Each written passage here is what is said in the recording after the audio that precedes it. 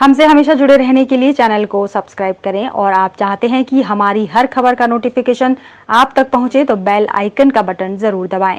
अगर channel subscribe कर लिया है तो लाइक, कमेंट और शेयर करें। संस्थापक रहे मुलायम सिंह यादव की छोटी बहू अपर्णा यादव ने आखिरकार यूपी महिला आयोग के उपाध्यक्ष का पदभार ग्रहण कर ही लिया। करीब 3 सालों से बीजेपी के लिए काम कर रही अपर्णा यादव को पार्टी ने हाल ही में राज्य महिला आयोग का उपाध्यक्ष बनाया था। कद के हिसाब से पद न मिलने के चलते अपर्णा जिम्मेदारी से खुश नहीं बताई जा रही थी।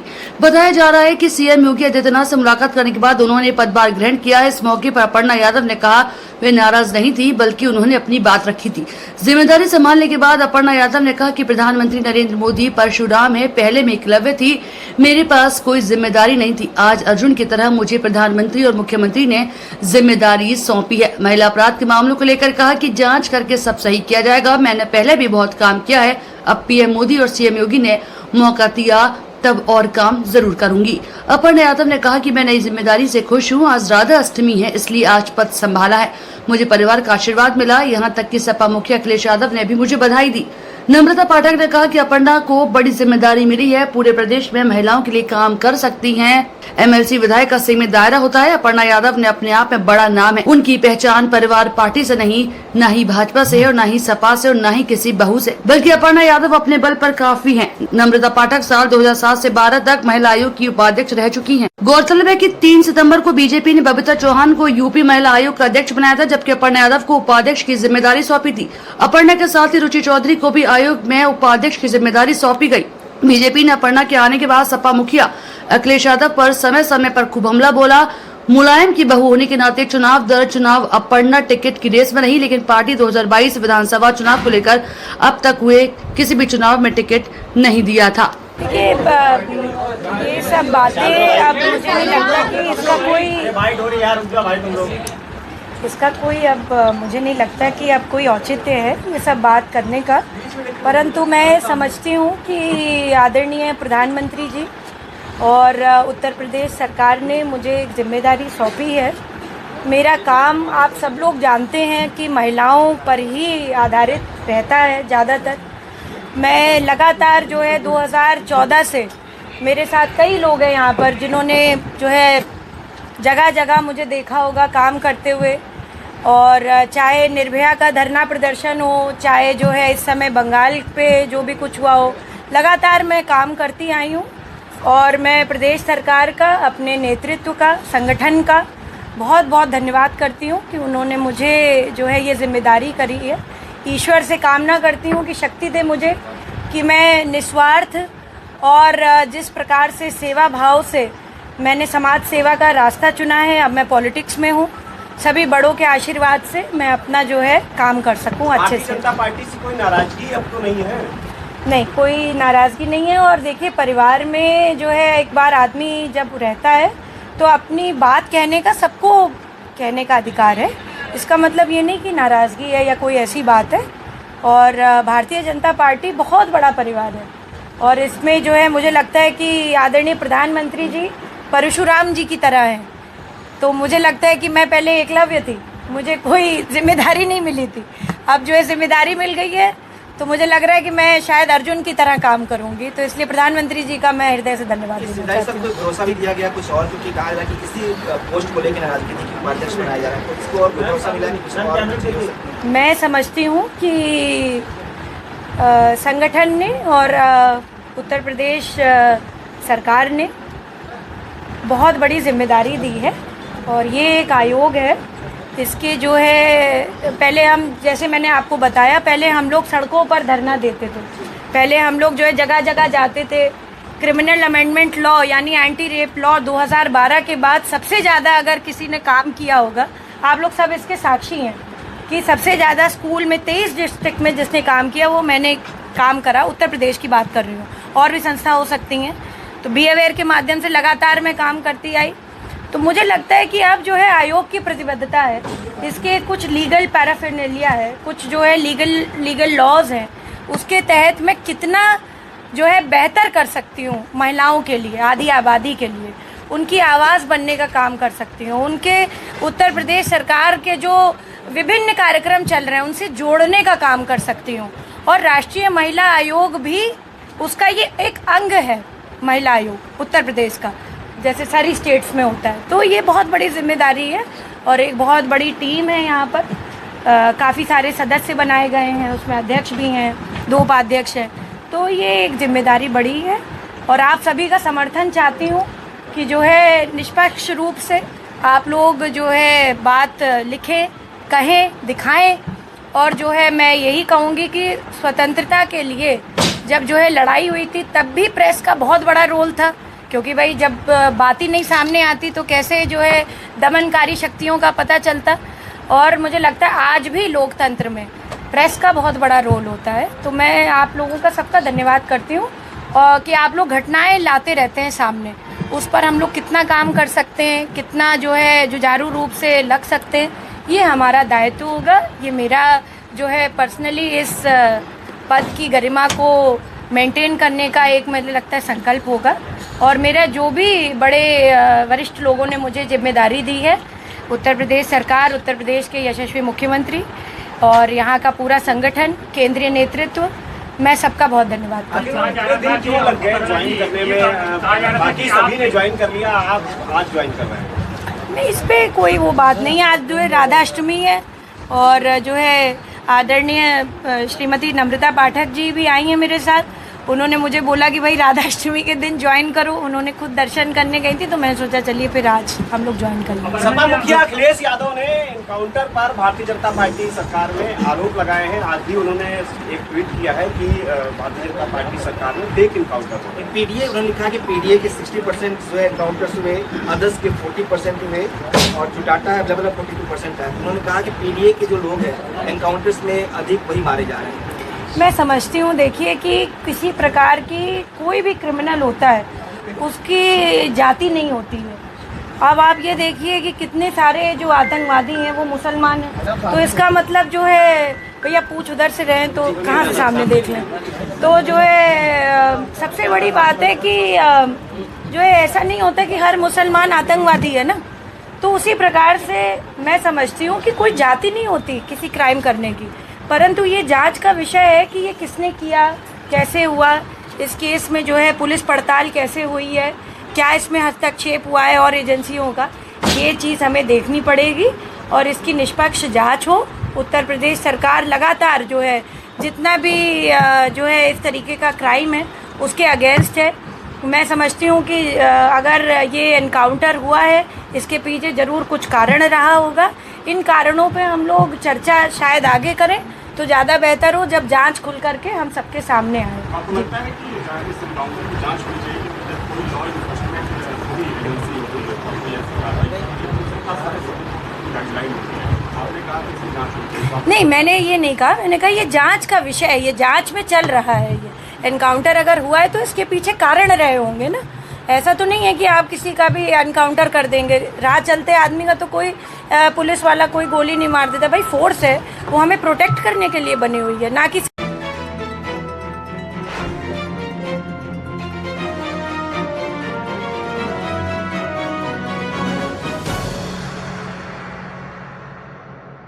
नगला कारे में चेक मार्क से कब्जा मुक्त न होने पर समाज सेविका ने ली समाधि।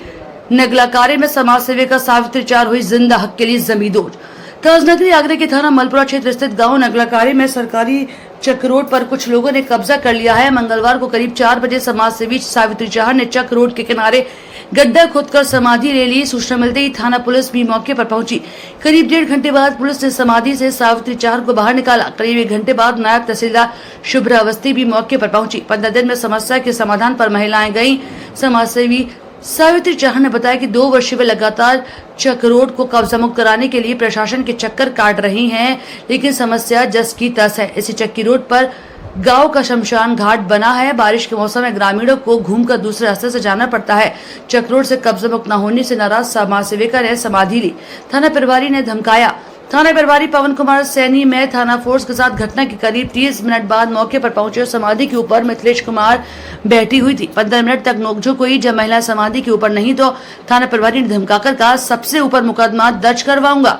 धमकाते हुए जबरन समाधि के ऊपर तख्त को हटाकर समाज सेवी सावित्री चाहर को बाहर निकाला।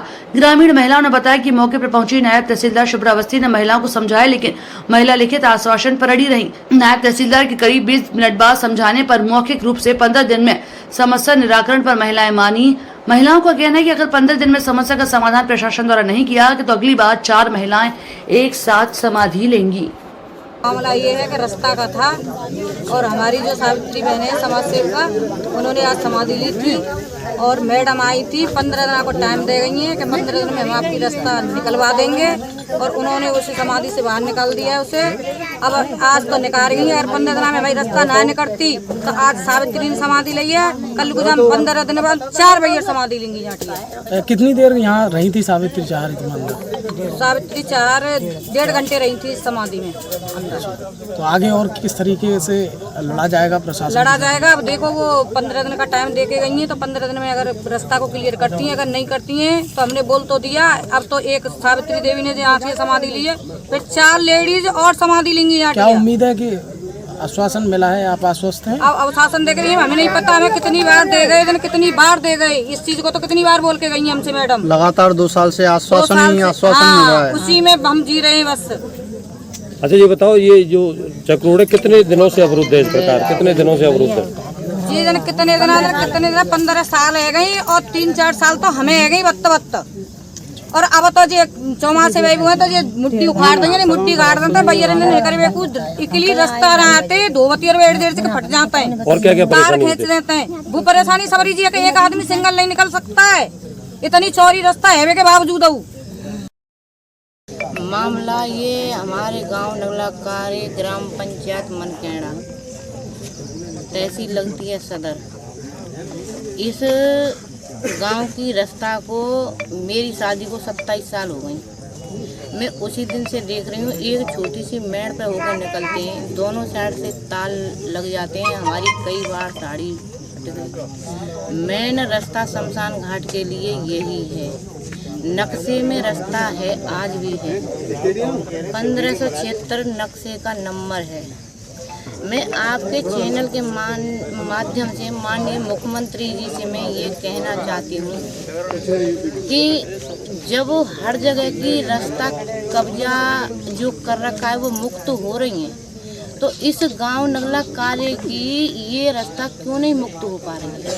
क्या आपने पहले भी इसकी शिकायत वगैरह की है? मैं 2 साल से बरकरार शिकायत कर रही हूँ। यहाँ SDM साहब कई बार आ गए, तहसीलदार कई बार आ गए और अब उस दिन 8 तारीख को वो जन्माष्टमी थी, उस दिन मैं खुद माननीय मुख्यमंत्री जी से मिलने गई थी। मेरे हाथ में नक्शा था, उनके नाम से मैंने ज्ञापन तैयार किया। SDM साहब ने महोदय हमारे सदर जो कृष्ण कुमार हैं, जॉइंट मजिस्ट्रेट हैं, उन्होंने मेरे से वो ज्ञापन लिया कि मैम कल सुबह 10 बजे आ जाओ। मैं 10 बजे पहुंची कि टीम बना रहे हैं हम, टीम जाएगी आपकी चक्रोड़ को निकाल। तो आज नायब तहसीलदार पहुंची है मौके पर, तो क्या आश्वासन मिला आप लोगों को? अब वो आश्वासन ये दे गई है कि 15 दिन इंतजार कर लो, 15 दिन में आपकी ये चक्रोड़ जो प्रक्रिया होती है उसको हम कर रहे हैं और आप अब इस समाधि से निकल आओ और 15 दिन में ये रास्ता क्लियर हो जाएगा। इस रास्ता की लंबाई और चौड़ाई कितनी है? लंबाई चौड़ाई तो ये तो बड़े बूढ़े बता पाएंगे, लेकिन मेरे हिसाब से ये कम से कम 10 मीटर का रास्ता है और लंबाई बैठेगी तकरीबन 1 किलोमीटर।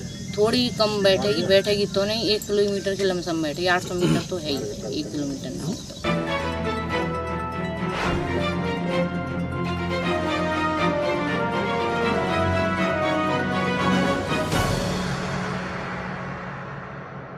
ताजमहल के 500 मीटर का दायरा होगा। धोखाधड़ी मुक्त दुकानों पर कार्य करने वालों को निर्धारित होगा ID कार्ड, वर्दी। दुकानों पर रखे सामान पर होगा प्राइस टैग। समय समय पर पर्यटन पुलिस करेगी चेकिंग। ऑपरेशन टूरिस्ट डिलाइट के तहत मिलेगी हर पर्यटक को सुविधा। लाइसेंस वैध गाइड करेंगे अवैध गाइडों से पर्यटकों की सुरक्षा। 500 मीटर दायरे की सभी दुकानें CCTV से होंगी लैस। CCTV कैमरे का ताज स्मार्ट कंट्रोल रूम में होगा एक्सेस। कोई भी गार्ड पर्यटक को नहीं कराएगा शॉपिंग। ACP जबरन शॉपिंग कराने कमीशन देने वाले गाइड जाएंगे जेल। ताजमहल के बाद 4 QRT पर्यटन पुलिस की तैनात।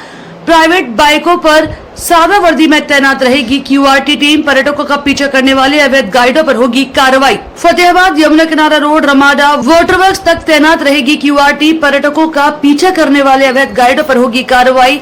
ऑपरेशन टूरिस्ट डिलाइट के तहत होगी कार्रवाई। सुरक्षित महसूस से लेकर ताज दीदार का सुखद अनुभव कर सके पर्यटक। एसीपी देखिए, आदरणीय पुलिस कमिश्नर महोदय के दिशा निर्देश अनुसार हम ऑपरेशन टूरिस्ट डिलाइट चला रहे हैं। इसके तहत जो ताजमहल का येलो जोन है, तो ताजमहल से 500 मीटर का क्षेत्र है, इसको धोखाधड़ी मुक्त जोन डिक्लेयर किया जा रहा है। इसमें सबसे पहली चीज, जो पर्यटक आ रहा है उसको वैध गाइड की सुविधा उपलब्ध हो, इसके लिए हम जगह जगह कैनपीज लगवा रहे हैं वैध गाइडों की। जैसे ही वैध गाइड उनको लेकर जाते हैं ताजमहल के अंदर, तो वो उनको अच्छी सुविधा दें, इसके लिए गाइडों की ट्रेनिंग की जा रही है। गाइड जो है वो वापस आकर शॉपिंग ना कराएं, इसके लिए भी गाइडों को सख्त निर्देश दिए जा रहे हैं। अगर पर्यटक किसी दुकान में जाता है तो दुकान में किसी तरह की धोखाधड़ी ना हो, इसलिए दुकान के सीसीटीवी कैमरों को हम अपने ताज स्मार्ट कंट्रोल रूम से लिंक करेंगे।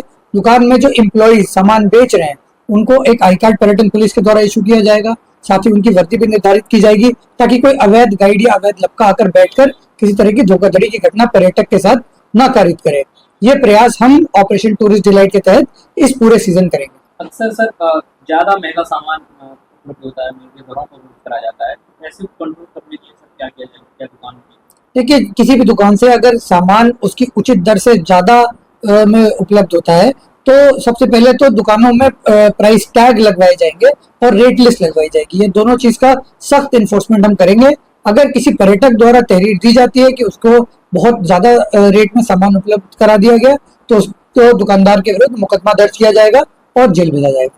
देखिए, पर्यटन पुलिस की 4 क्यूआरटीज हमने सादा वस्त्रों में गठित करी है, जो प्राइवेट बाइकों पर चलेगी और ताजमहल के चारों तरफ जो क्षेत्र है, फतेहाबाद रोड का क्षेत्र, यमुना किनारा रोड का क्षेत्र, रमाडा तक पूरा और वाटरवर्क्स तक, इन सब जगहों पर वो भ्रमणशील रहेगी। और पर्यटकों का पीछा करने वाले जो बाइकों से पीछा करते हैं, गाड़ियों को रोकते हैं या ई रिक्शा से पीछा करते हैं, इन सभी के विरुद्ध सख्त कार्रवाई करेगी और इनका नियमानुसार चलाएगी। इसका पर्पज ये है कि हम ऑपरेशन टूरिस्ट डिलाइट के तहत पर्यटकों को एक सुरक्षित आगरा में लेकर आए और उनको हर तरह की सुविधा उपलब्ध कराएं।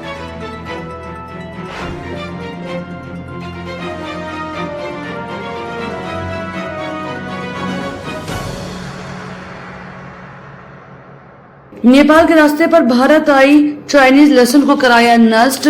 तस्करों से जब्त 45,000 किलो लहसुन को नष्ट किया गया। चीन के जहरीले लहसुन को जमीन खोदकर लूट रहे ग्रामीण। महाराजगंज में भारत नेपाल सीमा पर कस्टम विभाग ने 1400 बोरी चाइनीज लहसुन को नष्ट कर दिया। ये लहसुन स्वास्थ्य के लिए हानिकारक बताई जा रही है, क्योंकि चीन में इस गंदे पानी और खतरनाक रसायनों से उगाया जाता है। इसी वजह से ये लहसुन भारत में पूरी तरह से प्रतिबंधित है। बता दें कि नेपाल से तस्करी के जरिए इस चाइनीज लहसुन को भारत लाया गया था, जिसे सुरक्षा एजेंसियों ने जब्त कर कस्टम विभाग को सौंप दिया था। जांच में इस लहसुन के स्वास्थ्य पर बुरा असर होने की पुष्टि पाई गई, जिसके बाद कस्टम विभाग ने इसे नष्ट कर दिया। हालांकि तस्कर लगातार इसे भारतीय बाजारों में पहुंचाकर लोगों की सेहत से खिलवाड़ कर रहे हैं। वैसे तो भारत नेपाल सीमा पर चाइनीज लहसुन, कॉस्मेटिक सामान, मक्का, चावल, गेहूं, चीनी और प्याज समेत कई अन्य चीजों की लगातार बड़े पैमाने पर तस्करी हो रही है। एसएसबी, पुलिस और प्रशासन के लोग इस पर रोक लगाने की हर संभव कोशिश कर रहे हैं, लेकिन तस्करी थमने का नाम नहीं ले रही। सरहद पर बेखौफ हैं तस्कर। सुरक्षा एजेंसियों और पुलिस से बिल्कुल नहीं डरते। भारत नेपाल सीमा के 7 थाना क्षेत्रों में तस्कर अपना नेटवर्क फैला चुके हैं। पुलिस तस्करी रोकने के लिए लगातार कार्रवाई कर रही है, लेकिन अभी तक कोई ठोस कदम नहीं उठाए गए। तस्कर सुरक्षा एजेंसियों को चकमा देकर धड़ल्ले से इस तस्करी को अंजाम दे रहे हैं। सवाल उठता है कि क्या सीमा पर तैनात सुरक्षा एजेंसियों से तस्कर डरते नहीं हैं, या फिर कहीं ऐसा तो नहीं कि कुछ लोग तस्करों के साथ दे रहे हैं, जिससे अवैध धंधा रुक ही नहीं पा रहा। ये पिछले 1 महीने में चाइनीज़ लहसुन की काफ़ी तस्करी हो रही थी। इसकी निवारक कार्रवाई के लिए हमारी टीम लगातार जो है बॉर्डर पे पेट्रोलिंग और सीजर्स करती रही है। उसी के जितने भी एक्यूमुलेटेड हमारे पास लहसुन थे, उसी का डिस्ट्रक्शन आज करवाया जा रहा है। ये हेल्थ के लिए करीबन कितना कुंटल होगा? करीब 45 टन के आसपास होगा। 45,000 किलो के आसपास लगभग होना चाहिए। सर, लैब से भी कुछ इसका डिटेल आया था? हाँ, प्लांट क्वारंटीन ऑफिस से इसका आया था। ये not fit for human consumption है, इसीलिए इसका डिस्ट्रक्शन कराया जा रहा है।